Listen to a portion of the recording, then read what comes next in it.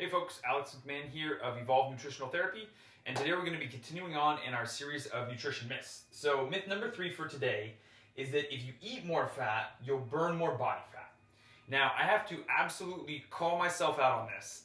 Back in my low carb / kind of keto paleo days, nobody could beat this drum quite like me. I was all about low carb, high fat diets. However, since then, due to some extenuating circumstances and just plain, challenging my own biases, I've evolved my stance on this a bit. So that's one thing that I need to get out of the way right now, just to kind of come clean about this, is I used to be all about the low carb, high fat diets. I thought that they were the end all be all. Didn't end up working out for me past a certain point though. As my needs changed, I also needed to change my dietary habits, and so that's kind of gotten me to where I'm at these days. It's really common in the lower carb and even ketogenic communities for people to say if you eat more fat that you'll burn more fat. And to some degree that actually is true. When you eat more fat, you will burn more fat, but you're burning dietary fat, not body fat. What people need to realize is that if you're removing carbohydrates from the equation and you're giving your body the fuel source of fat, it's going to burn that. In the same way that if you give your body way more carbs and way less fat, your body's going to preferentially burn those carbohydrates.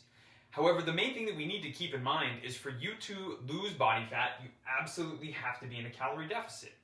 That means that you need to expend more calories on a day-to-day basis than you are taking in via your food. And the reality is that a low-carb diet can be really effective at helping some people do this. So low-carb diets, in my opinion, can be effective at helping people to create a calorie deficit.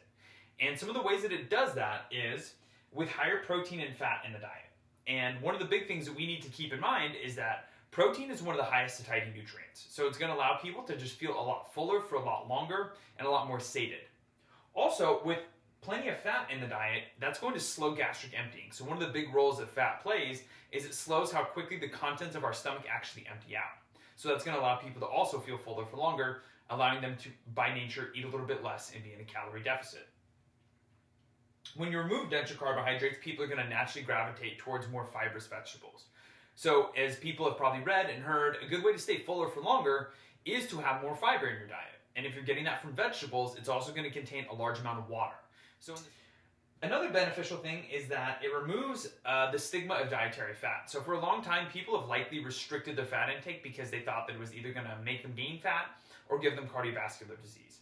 However, if somebody enjoys more fatty foods and they kind of have that stigma removed and now they go ahead and eat them, they enjoy burgers and they enjoy cheese and they enjoy all those things, within a calorie-controlled environment, it's going to make that person less likely to binge because they're not feeling as restricted by the nutrition approach that they're using. So by removing that stigma and following a lower carb, higher fat diet, for certain people, it's just going to kind of allow them to be a lot more inclusive of the foods that they enjoy eating. The last thing would be hormonal health, and this is something that is a little bit more important for women than it is for men. And part of the reason is because during the luteal phase of the woman's menstrual cycle, they're not going to be able to use carbohydrates as efficiently. They're going to be more insulin insensitive. So that means that using a lower carb, higher fat approach is actually going to allow them to kind of squelch some of the cravings they could possibly have. The extra fat, if it's coming along with protein, is also going to allow them to feed in and to recover because they're going to have higher muscle protein synthesis during the luteal phase as well. So these are all the reasons that a lower carb, higher fat approach can work for somebody. With calories and protein matched, lower carb diets are no more effective for fat loss than a lot of the other approaches out there.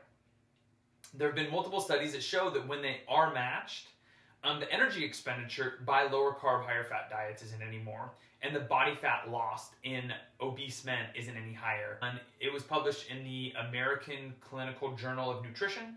It was funded by a company named Nusi, and the lead researcher was Kevin Hall. And it kind of was challenging a little bit of the insulin hypothesis and showing that in a metabolic ward, which is one of the strictest ways that you can conduct a study, where just about every single factor is controlled for, there was no difference between a very low carb ketogenic diet and a higher carb, lower fat diet when it came to overall energy expenditure and then to fat loss in these obese men as well. By eating more fat, you're not necessarily going to burn more fat. However, if eating a low carb diet allows you to more easily be in a calorie deficit, it will help you achieve fat loss. But eating more fat doesn't make you burn more fat. Eating more fat makes you burn more dietary fat, not body fat. Okay? So stay tuned. In myth number 4, in the next video, we're going to be discussing supplements. Which ones work, which ones don't, and how many of them should you be taking? Probably none. You're fine. Watch video 4 though.